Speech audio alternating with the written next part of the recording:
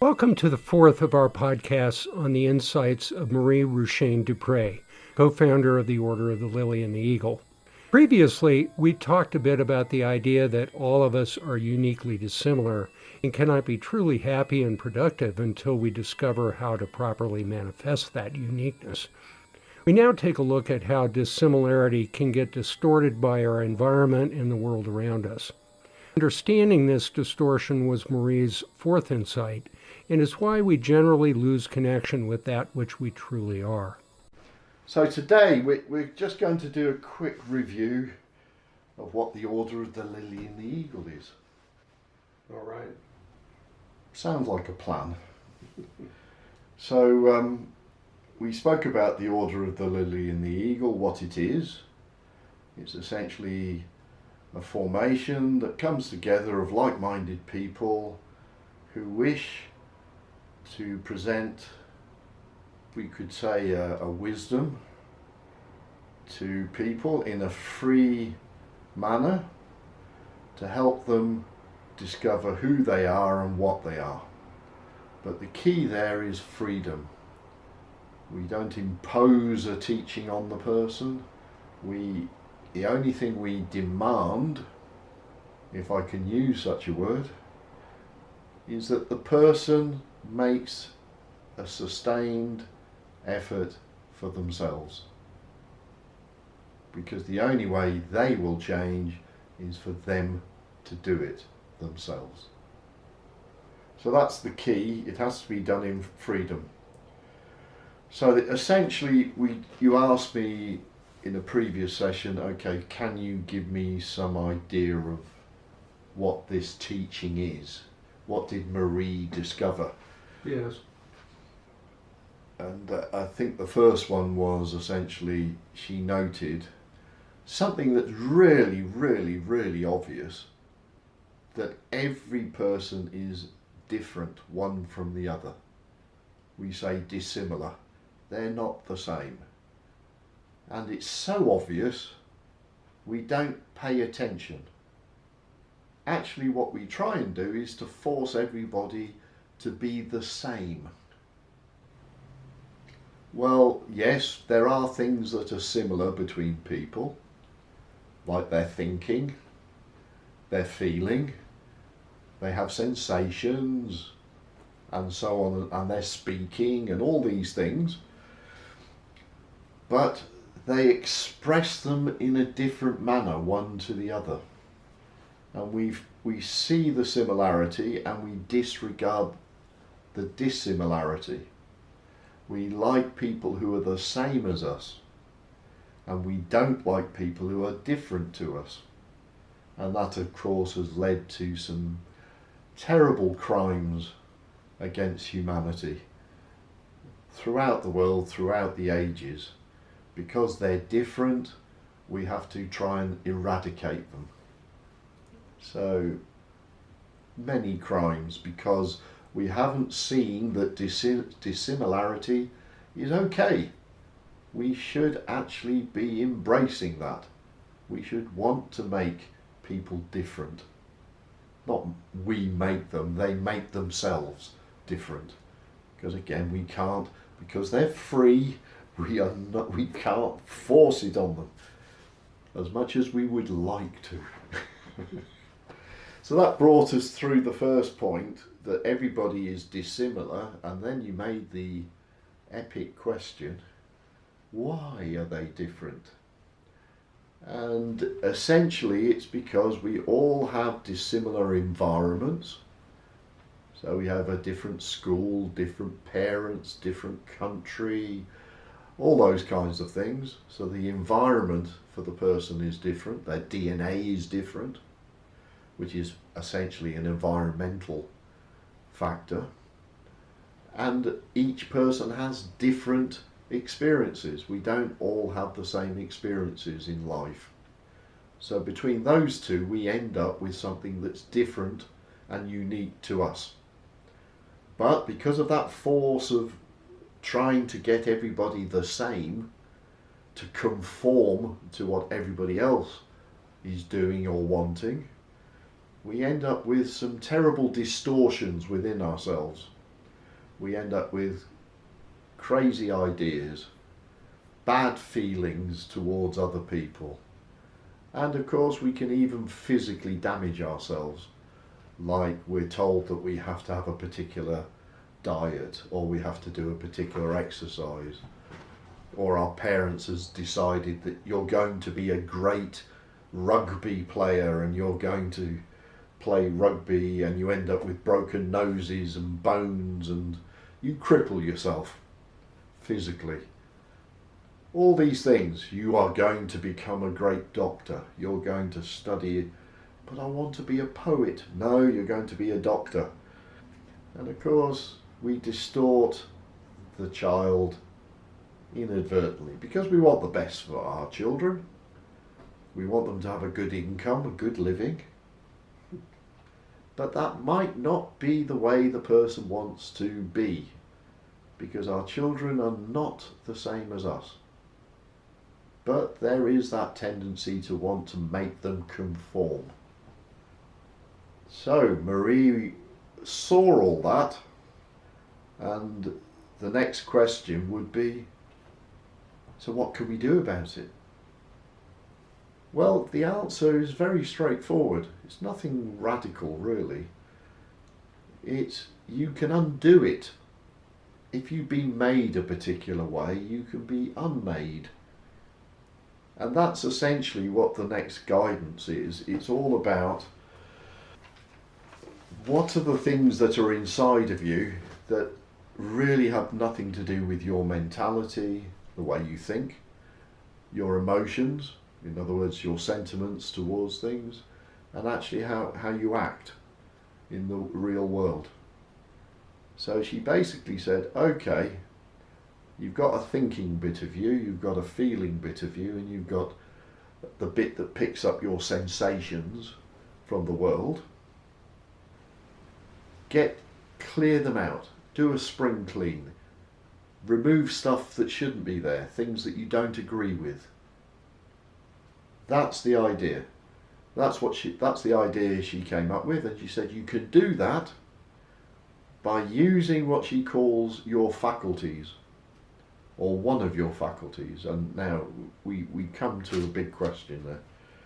What are these?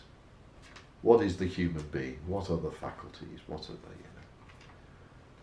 So the first answer is, we've got no idea. If we're truthful, we go from day to day, going through various time streams of experience, and I feel thirsty, cup of tea, and we don't really pay attention to who we are, how we act, what we're doing, why we're doing it. We just respond, and that's okay, because sometimes if a car is about to hit you, you're going to respond. You're not going to stand there and go, well, let me think about whether I should jump out of the way. No, you just jump out of the way. But there are some things that we're doing which are harmful to us, and we're doing it without any thought, without any reason, no explanation. We just do it. Why? Because we were taught to do that. Can you give me some examples of what you're talking about here? Well, offhand, no. I suppose there are some generic ones which are common to all people. This idea that there are groups that conform one to the other, and we see that in terms of, for instance, people who support a football team. And in the same city of Manchester, there are two football teams. Man City, Man United, City, Man United, Manchester City is one football club and Manchester United is the other. One is red and one is blue. And traditionally, they hate one another. And I mean, back in the day when hooliganism was a big problem in football, there would be fighting on the street. after a game, and sometimes even before the game. So that kind of tribalism, is that really what you want to be? Is that really how you want to act? If it is, go ahead.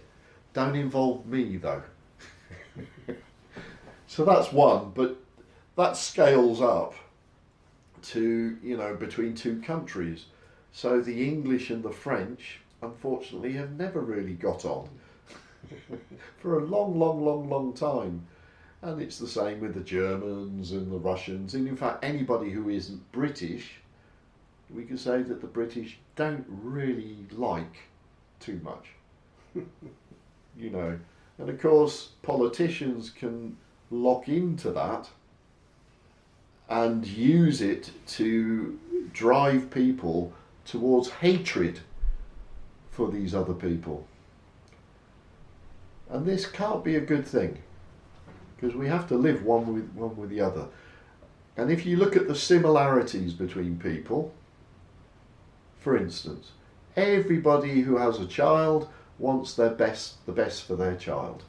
They want good health for the child. They want an education for the child. They want a house to live in. They want a job so they can look after their children. It doesn't matter what religion, what colour your skin, tall, short, fat, thin, it doesn't matter. You all will have that similar response. You will forego dental work on your own teeth so that your child will have a good set of teeth. Every parent I've ever come across in the world has that within them. So that's the similarity. And it's through similarity that we can celebrate other people. It allows us to have a connection because we all have the same sort of experiences.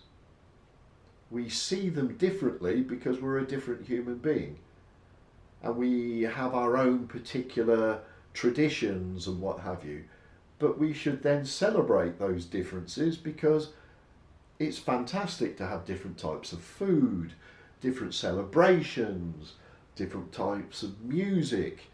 All those things are wonderful. But no, we have such a dogma in our heads that they have to be like us.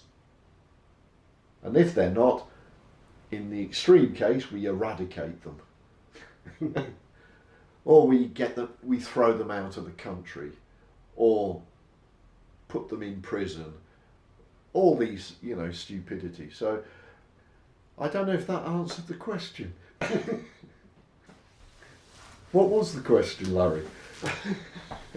Can you give me some examples of how what it is that obstructs the expression of our dissimilarity? How does that conflict get imposed on us? Well, I think basically it's that drive for conformity, or you have to be the same as me, which is an incorrect conception, an incorrect idea. And if that's overlaid on you, you will reject any possibility of difference. And by doing that, you're closing down a complete arena of possible experiences that you can have in your life. And experience equals learning, but not what somebody's teaching you, but you learn for yourself. And that's the only way you can change yourself, according to Marie. Through your experiences, you can discover all these things for yourself. And in fact, a baby does that initially, automatically. It goes round putting everything in its mouth, shaking it, smelling it, squeezing it. It's discovering the world. Nobody's going around, now you have to pick up this object and put it in your mouth. Come on, put it in your mouth. No, nobody tells the child to do any of that. It just does it automatically. And then it gets to a point where we start slapping the child and saying, of course we shouldn't be slapping the child, but people do, and say, don't put it in your mouth. Don't do this, don't do that. and we then start forming a child or distorting the child. Because what is wrong in the person trying to drink up every little detail of an object? Okay, I wouldn't I wouldn't at a bus stop start chewing on a rose that I happen to have in my hand, you know, but I would smell it, I would look at it, I would take it home, I would try and understand that, you know, what are the spikes like and what's the shape and what's the colour, and because we don't pay attention to these things. So once we've come to a conclusion about something, we can then apply it to ourselves. I don't believe that people being different is a bad thing. That could be the conclusion. Okay, so what are you going to do about it, Kevin? Every day I have to walk up to somebody that I would never walk up to because they're taller than me, or because they're a woman or a man, or with a beard, or a homeless person. Walk up to them and say, are you okay? Do you need any help? And you've seen me, Larry, I'll walk up to someone who's sitting on the side of the road basically begging for money, and I'll have a chat with them, because actually human contact is probably more important than me giving him a pound note or a coin or whatever. So it's a daily practice, and after a while it becomes so natural. You don't see that they're homeless and perhaps they're smelly and. No, you just treat them as a human being. But they're different from you. They've had a different experience in life. And you know what? That experience could help me. But no. They're undesirable people, so don't talk to them. They don't belong to our group. You're not allowed to speak to them. And this happens in many orders. I hope it would never happen in the order of the Lily and the Eagle, but some orders will say, because they're not part of our group, you're not allowed to speak to them. No. You're free to speak to them. And you're free to disagree with them. You're free to agree with them. You know, we're all trying to learn something, one from the other. And no one person, and I've said this before, no one person has that truth. And it might be that every human being is a piece of the jigsaw. And by not expressing ourselves as we should be, who we are, we're essentially, there's one piece of the jigsaw that's missing, and we really know how frustrating that is. When you bought a jigsaw and there's a piece missing and you can't finish it. I'm just wondering what it must be like watching all these humans shredding their piece of the jigsaw. Instead of expressing it, being who they should be, and coming up with that idea that they have within them. And every single person has that. But no, you have to conform to my idea is the one. So we end up with dictators, cults, all those things. So dissimilarity, we're all different. It's a lifetime lesson, and it's a lifetime exercise to just look at the person and take them as they are. It doesn't mean you have to like them, and very often we don't, and that's okay, but it doesn't mean that we abuse them. You know, we're intolerant. No, we tolerate, because let's face it, they really should tolerate us as well. But this is not happening at the moment in political situations. The men of power are using the weaknesses that we have. You know, we don't like foreigners, in order to stir up hatred and anger and jealousy and what have you, in order so that they can get into power and be elected the big honto. So you can use this idea of people are dissimilar in order to, in two different ways, in a positive way or in a negative way. And we're hoping that when people study the theorems, that they would see it in terms of in a positive light and apply it in a positive way.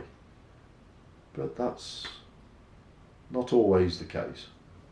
But of course, that's up to the person. We have to accept that. So that, I've gone back to dissimilarity, but of course that goes back to freedom. So the thread that goes through the whole of the teaching of Marie is this idea of freedom. Very, very strong. So we were going to talk about the constitution of man, or Yes. is there anything else that we need to cover there? Well, I think there's the understanding of the structure that of man that Marie presented, and then how does it get distorted and inhibit the free projection of our own dissimilarity? Okay. Well, we come back to the basic three levels of a human being, that a person thinks, they can think, they have sentiments and emotions, so there is something that feels or allows us to feel.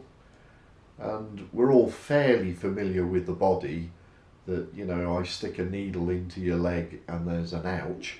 So we're familiar with the idea of pleasure and pain, the five senses, being able to see, hear, and what have you. So that's the basic structure. We have those three things. So if we pause for a minute and we look at a baby just born, can we say that the baby is thinking? I can't imagine it's so, but you never know. But I can't imagine that the child has, you know, the conception of quantum mechanics or how to cook an egg. You know, it does have some emotions, but they're undeveloped. But mainly, what is the baby doing? It's moving. The arms are flopping out, it's making a few sounds, it's eating, so it's fairly limited in what it can do. Okay, and that's not to criticise the baby, of course, that's the way we all were a baby at some point. So what Marie noted, that each being, each person is born with certain possibilities, certain potentials. So the baby can move, but it can't walk. It can move, but it can't pick up a cup, because it doesn't have the faculty of being able to pick up the cup hasn't been developed yet. It has the potential to do it. So that's what she noted. We have these basic, I could call them tools that we're born with, or potential tools. And those tools, we develop them over time according to, as we've said before, the environment and the experiences that we've had. So if you're born into a family where the one or other parent is a woodworker or an artist or a sculptor or a physicist or whatever, the child will be watching, mimicking what the parent is doing, and they will become adept at making chairs, tables, if their parents are carpenters. So the environment will shape how those tools develop over time. Now, it might be that the child is utterly crap at cutting wood with a saw, using a hammer and what have you. Actually, they want to be a poet. Okay? That's the natural tendency. And that it's really bizarre that you can see it in families, that one child has a particular aptitude and the next child is completely something else. So what do the parents do? Well, if it's the carpenter, he'll say, no, you have to learn how to become a carpenter because that's how you're going to take over the business. Put your own industry that your father tried to force you to do. Okay? So that's how you get a distortion, because in the basic toolkit that you've been given, instead of it being developed according to the natural tendencies that the person has when they're born, they get pushed over into areas which really it's not their area. So that's a very physical example, but the same thing will happen emotionally. So all girls are carers and they're there to look after the man and all that kind of stuff. So emotionally, women are pushed into that emotional world. And then we get into the mental level where, no, you don't go anywhere near the gypsies or homeless people. No, because they're different. So these things, very subtly, because we don't really have a judgment when we're young, we just absorb them. So my football team is Panathinaikos. And the football team that's, just down the road, PAOK, yeah, we'll have a fight with them, yeah, because we're better. Just crazy. But that's what happens. You end up with people fighting over a football team. Life and death is going on, and yet you're fighting over who put the ball in the back of a net. So that's how we get distorted, because we don't have the ability to judge. And that is a faculty. That's an ability that we have. In our mind, in our thinking, we should be able to reason. We should be able to make judgments. That's one of our faculties. We're born with that potential, but most times we don't use it. We just accept what other people have told us, without judgment, without thought. So we end up being distorted. Because if we actually really did sit down and try to make sense of it all, we would suddenly realise, well, actually, this is crazy. So with these faculties, as Marie called them, we have faculties of the physical body, which allow us to do certain things. The classic example are the five senses. So we can smell things, we can taste things, we can hear things, and so on and so forth. We have organs which allow us to interact with the world around us. You see it with a baby, actually. They can't really focus when they're born. You can see that, that it's not, the eyes aren't working as they should do. It doesn't take long before they actually start looking at things. Well, this one's got a low voice and he's got a beard, and this one is long hair, doesn't have a beard, a higher voice. And immediately, right from the word go, the baby is doing those comparisons. And we're doing them all the time. Only we might say we become judgmental when we get older. We're comparing, but we're judging in a way which is, I'm better than you. We become judgmental, which is a distortion again. At the level of emotions, I think the main characteristic there is the ability to have the emotion. It doesn't mean that this thing, these faculties, tell you what you're going to feel. They just allow you to have the feeling.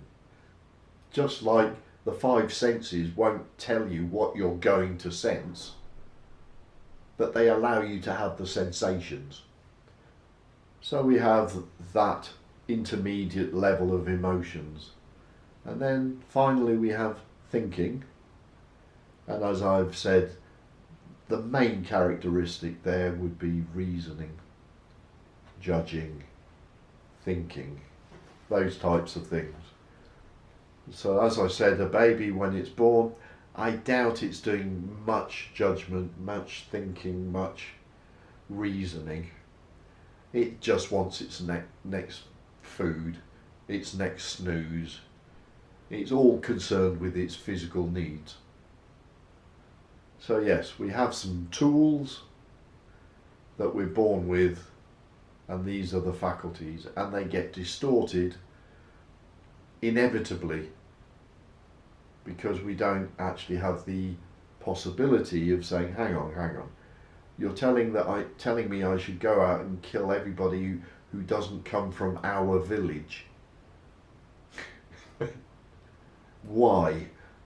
Now, most people, when they're that young, below 7, they don't have the capacity to kind of make that challenge.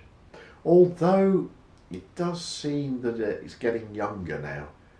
The young people seem to be, they call them the millennials, they seem to have a slightly different approach than us older animals that are still inhabiting the planet.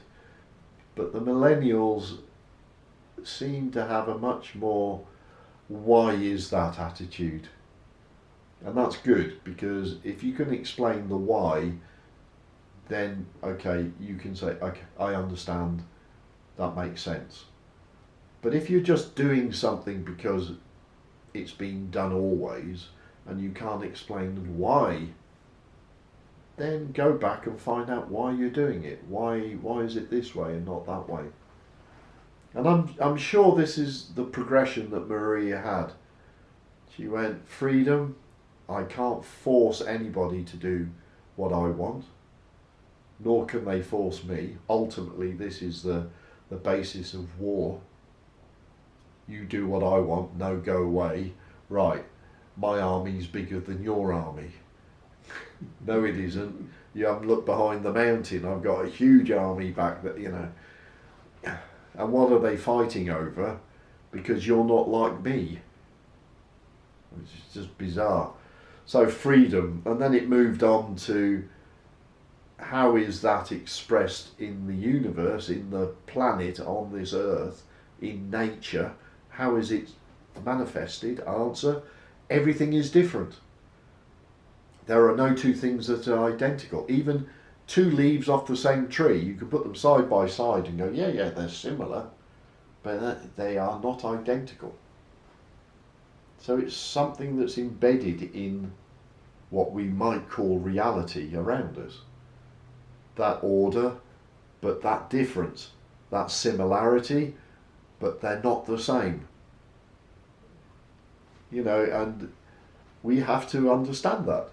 And then we move on to the next thing is, well, how can we undo all this garbage and rubbish that's been landed upon us until we're 18, 20, 25, sometimes even older, before we start waking up?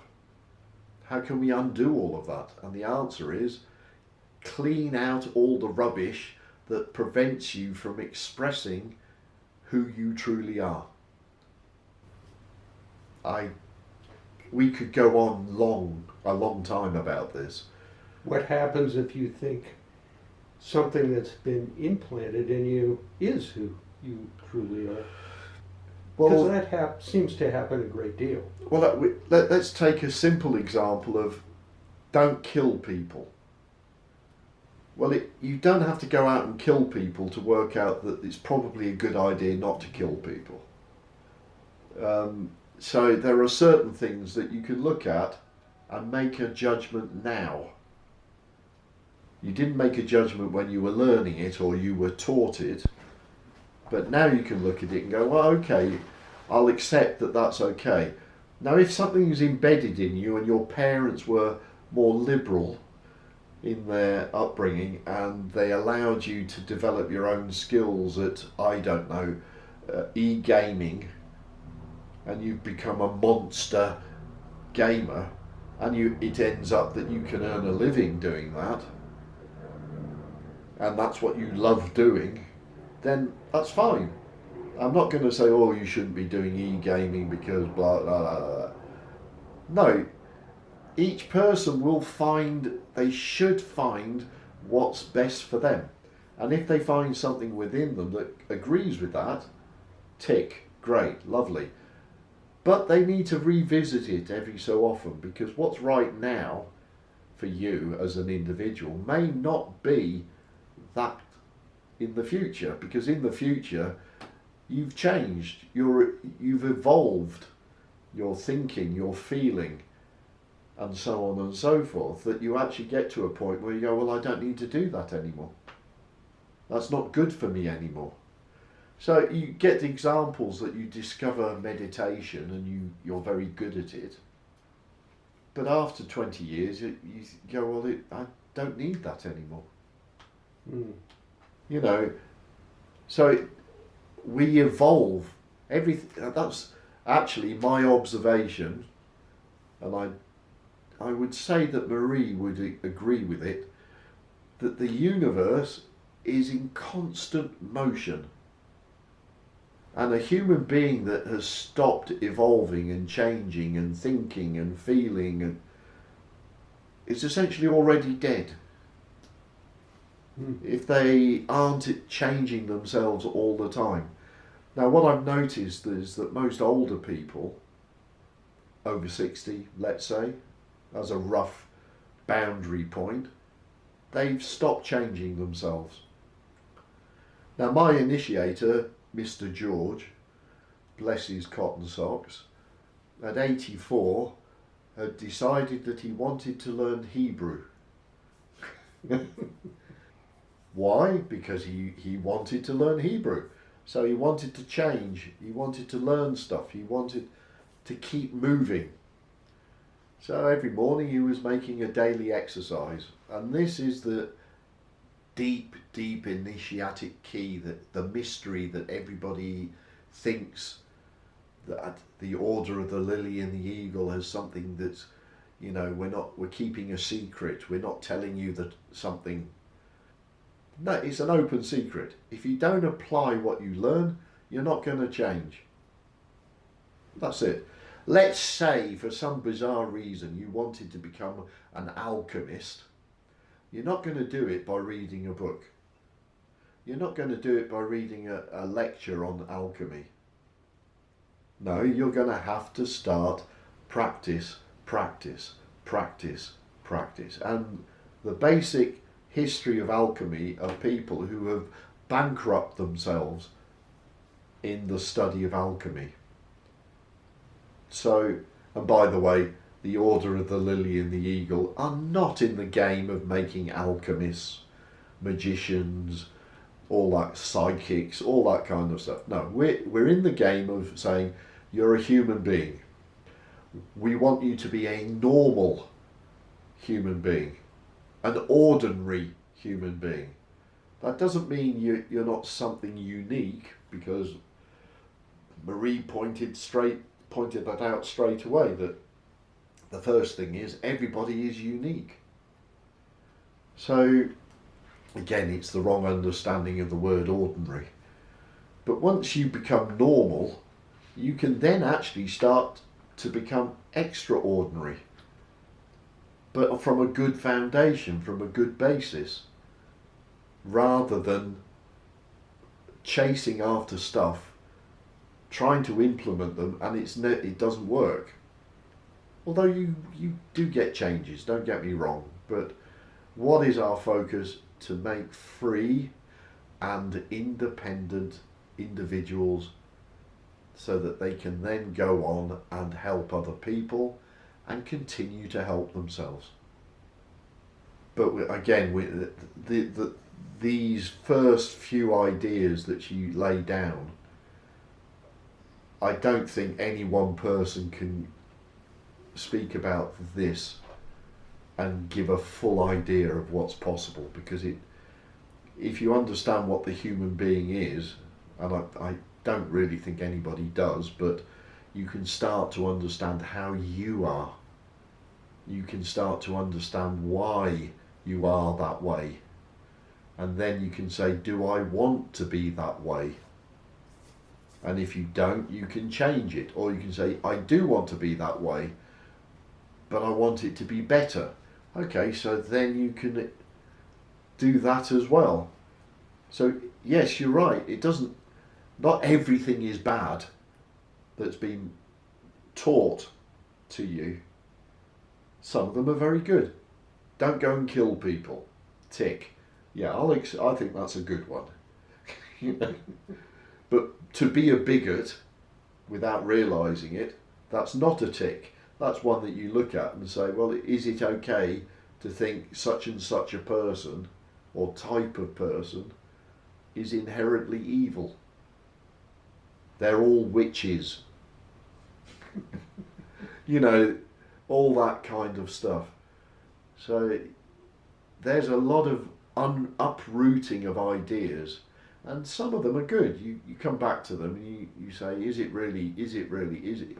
Yeah, it is. Okay, keep it. That's acceptable. What we're trying to get the person to do is to start using a faculty of judgment. That doesn't mean to be judgmental. It means that you start looking at things and comparing them and testing them and saying, well, is it right? Is it wrong? Should I do it? Shouldn't I do it? If I do it, what's the effects? How it will... And it sounds like hard work, and it is, to begin with. But once you start uprooting the stupidities and replacing them with things that are a little less stupid, it gets easier, because getting rid of the little less stupid thing is easier, and you can put even a less stupid thing, and bit by bit you progress it to the point where it's not stupid at all. But it's hard work to begin with, because there is so much rubbish in there. Absolutely so much rubbish. And it's always a work in progress. I can remember once, and I was being, let's say, disrespectful to a certain degree to my initiator, who was talking to somebody about the teaching of the order. And there's a particular concept that is used in the order that's called the personality. And we're meant to create our own true personality. So this is one of the key concepts of the whole. So I intervened in his discourse with this person. I said, so tell me, Mr. George, have you made your true personality? And he paused for a moment or two, looked at me and he said, I'm trying. Now this man had started when he was 18 and he was 83, 84. And he accepted the fact that even after 60 years, he was still trying. And that sums up what life is meant to be about. At 84, you're still trying to be who you should be. You're still learning. You're still changing. You're still progressing. And sometimes you go back a few steps, but that's the whole process. Otherwise, what's the point of living? So he's happy because he's trying. He's happy because he's evolving. He's happy because he's learning. He's happy because he's got his own ideas. That is the core of being who you should be. And it's not easy, because the world is forever being judgmental about you, as you are about them. But it's not really making a correct judgment, because we're all thinking about the surface. Oh, look, she's got a nice body. Look at his six-pack. He's got a nice smile. What a beautiful haircut. Of course, these things are important to a certain degree, but it shouldn't dominate you as a person. But that's what's happening, particularly in this day and age, with these so-called reality TV programs. because they're not real. It's not reality. And we find out they may have a perfect body, but within, I don't know, 2-3 months after leaving, they're emotional wrecks. So then they're not perfect. Some of them even kill themselves. You know, and so what are we, with these programs, what are we presenting to the younger generation? An impossible concept of how to look, but not dealing with anything to do with the emotional levels or proper thinking and proper reasoning. Because all they're interested in is, I've got to have a six-pack, I've got to have this particular figure. And they'll even have operations at a very young age to conform to the shape that they're supposed to be. Criminal. Anyway, I'm lucky I've got a perfect body and a fantastic six-pack. And I wish. Okay, you get older and these things become less important, I would say. But nevertheless, the earlier that we can catch them, the better it is. So George started at 18 and he was able to change himself. And I suspect he changed himself a lot. I'm not so fortunate. I met the order when I was 35, 36. So, in relative terms, I've got a long way to go. But I now know I'm on the right path. How do you know that? There's an inner sense of certainty. And when it's not there, I know I need to start doing a bit of work to understand why I don't have that sense of certainty. Also, these aren't actually what Marie said, but through my own efforts, you have that sense of, yes, I know this is right. How you know, you don't know. But you pay attention, you keep your eyes open, because it might be wrong. There's always that possibility. And if it is wrong, you go, okay, I need to adjust, You make the... But as I said, to begin with, it's hard work and we make mistakes and we're not right and, But over time it gets better and better and better, so that within us, we start knowing that it's right. But not dogmatically. I mean, that's the problem. If you get to a point where you say, that's it, everything else is rubbish, that's the only way it is. When you start doing that, it's wrong. Because you never know the final solution. You're creeping towards it all the time. But every little discovery is a delight. So that's another sign you know that you're doing the right thing. Then you've got the other signs that come up inside of you. I call them signs because if you pay attention, it's like, I don't know, if in America you have a lollipop lady who has a big sign with a big sort of circle on the top, and she's wearing a high visibility jacket, and she steps out into the road so that the children outside the school can cross the road. The lollipop lady, because the sign looks like a lollipop, you see. So what happens to me is, if I get irritated, angry, upset, the lollipop lady steps out into the middle of the road and goes, stop. Why are you getting angry? So I sit down and I go, okay, it's because of... Are you going to get angry about that again, Kevin? Probably I will. I can't, I'm sorry, I'm trying. And that's when, as I said, Britney Spears comes in and says, whoops, I've gone and done it again. I've got angry about something and we keep making the same mistake. But that doesn't mean we give up. It means we laugh at ourselves and go, okay, I have gone and done it again. Thank you, Brittany.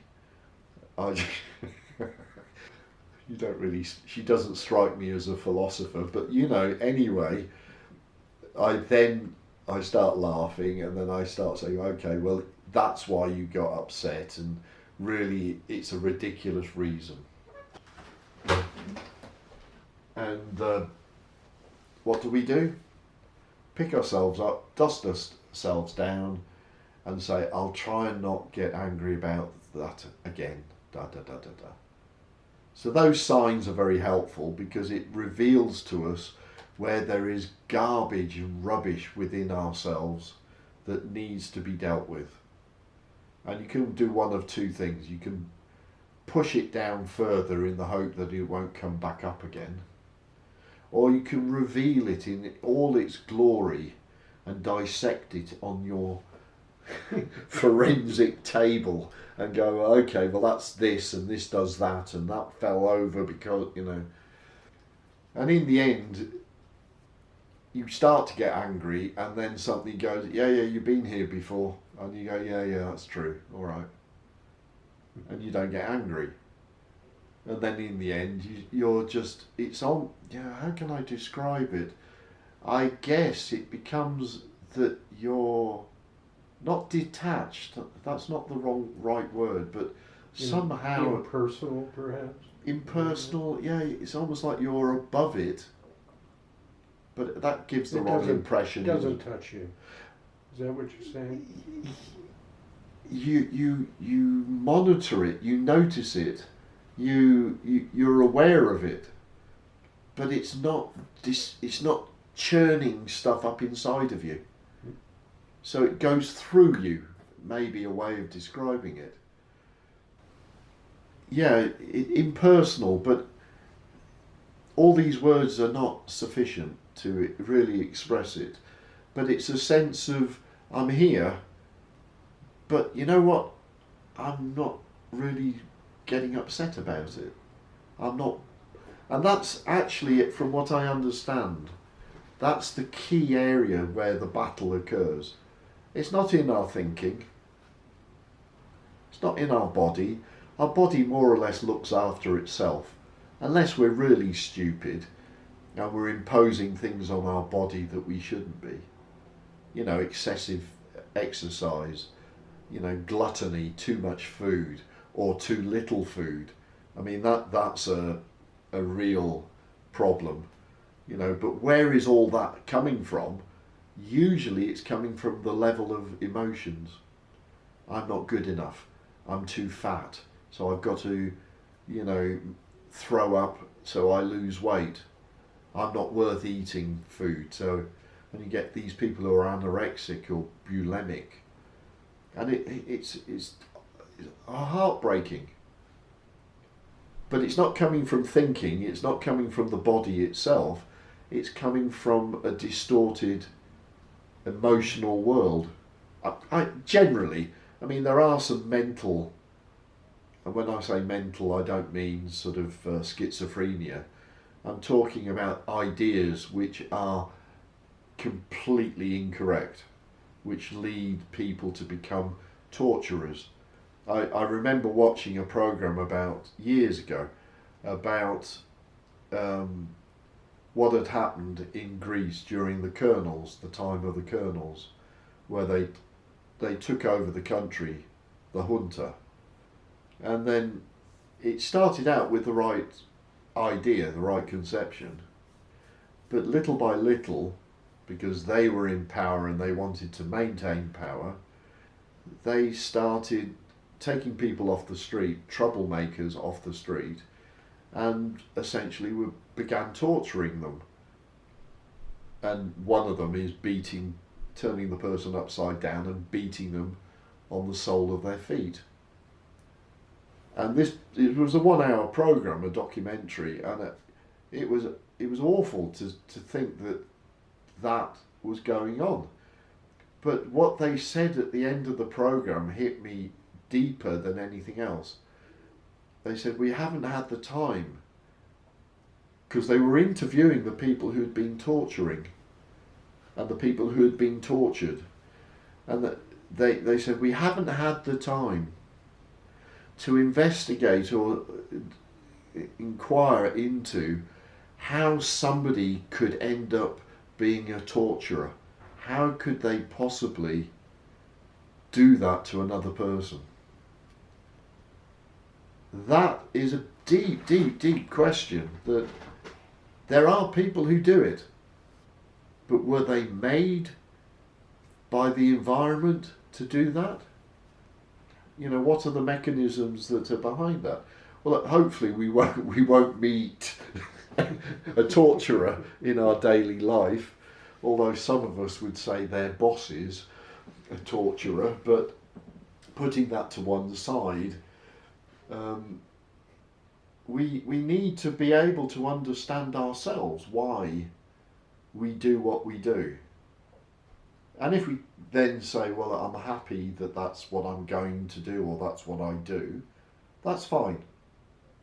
You know, we're not in the game of trying to make a person the same as Maria. No, she didn't want that. Absolutely, she didn't want that.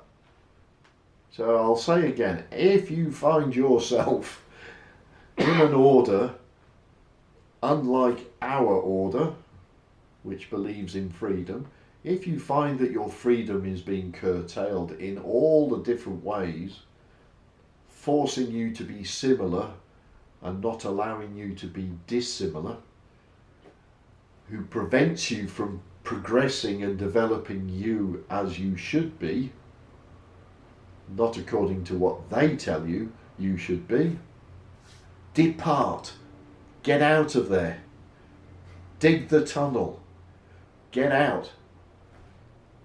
The true initiation would have nothing to do with that. But I'm afraid there's far too many groups and associations that are quite happy to turn you into a clone, and they don't really develop you as a person. They don't want to. They just want you to pay for their wage, their daily bread. Give me your money and I'll give you, if you're good enough, I'll give you the keys to the universe, the secrets of the universe. You'll become an adept. You'll become one of the elect. Oh, Jesus, if only. Can I have a tablet, please, to make me a genius? It doesn't happen that way, and it's only through hard work and big effort. But once you start getting there, it is a pleasure. It doesn't mean you don't have your moments. You know, we all have our moments, but you can choose to have the moment in the manner that you want to express it, rather than being governed by it and driven to do stupid things. You can harness it, and you know, that's the difference. You're in control of yourself, and this is the true meaning of a master. And if you're a master of the physical body, and a master of your emotions, and the master of your thoughts, my God, that would be really something to behold. But you have people who are saying they're masters, telling you to do X, Y, and Z, but because they are the master, they do what they want, which is completely opposite to what they're telling you. Very nice words, but they're not walking the talk. How long's that been? A little over an hour. Perhaps these podcasts are going to go on a lot longer. But the truth is, Larry, the theorem 2, the second insight, how far do you want to go with it? I mean, it just goes on, doesn't it? Yeah, it does. Number two is, not number two, the second insight. You could say that the first insight about we're all dissimilar was a kind of introduction. Now you're getting to the meat of the subject. But what will happen is, once you've gone through a study of that, according to your own understanding and developing the ideas and coming to your own conclusions about that insight, you may come to realise that, okay, so there's something to do with judgment or making decisions in this topic, this insight. We have to ultimately say, do I do this or do I do that? You have to make a judgment one way or the other. And the question is, well, how do I know which one to do? Well, we'll talk about that in the next podcast. Because Marie had already struggled through this process that I'm describing to you, and she came up with the answer to that. The only other thing to say about this second insight, or second theory, theorem, the second theorem, is that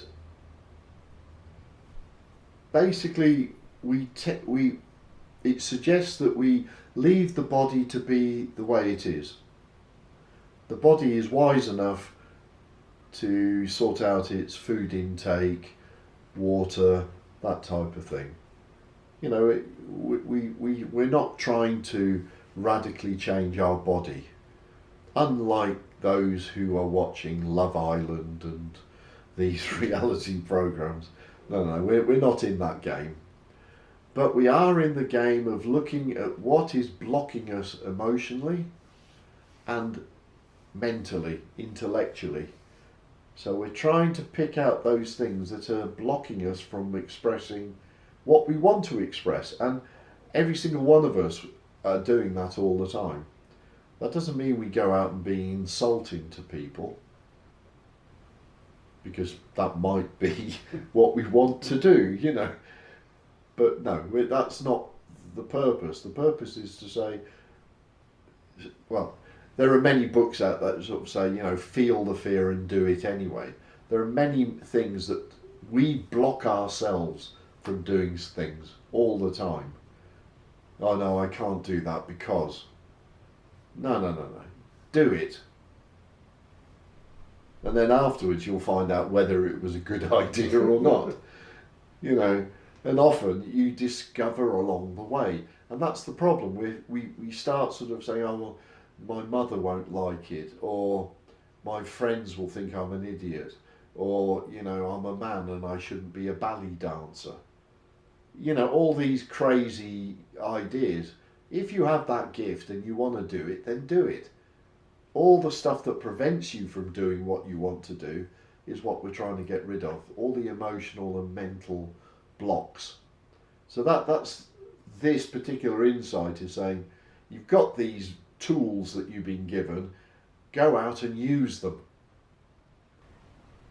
And it makes sense, really, isn't it? Yeah, of course. Yeah. You know. So that's the key of the second insight. You've got these things, you can change who you are, which is fantastic, to be told that, and go out and do it. Clear out all that rubbish that's blocking you. Later on, there is some discussion about the physical, but initially it's mainly mental and emotional that need to be resolved. Mm-hmm. And next week we'll be talking about how do we make a decision what is right for us and what isn't. Tune in later, folks.